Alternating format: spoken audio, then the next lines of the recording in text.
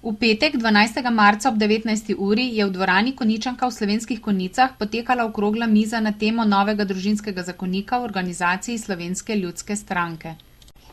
Poleg že jasno opredeljenih nasprotovanj izenačenju istospolnih partnerskih skupnosti z družino je podpredsednica Slovenske ljudske stranke Olga Franca podala še nekatere druge pomisleke, predvsem v zvezi z ukrepanjem centrov za socialno delo v primerih nujne zaščite ogroženega otroka.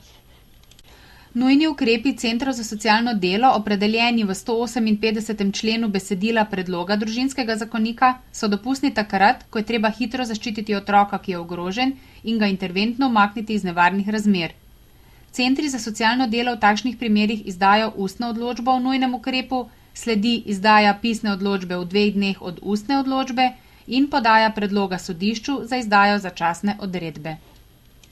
V Slovenski ljudski stranki se sprašujejo, ali sta organizacija in delovanje centrov za socialno delo prilagojena takšnim zahtevam, saj gre za izvajanje nalog praktično 24 ur na dan, vse dni v tednu.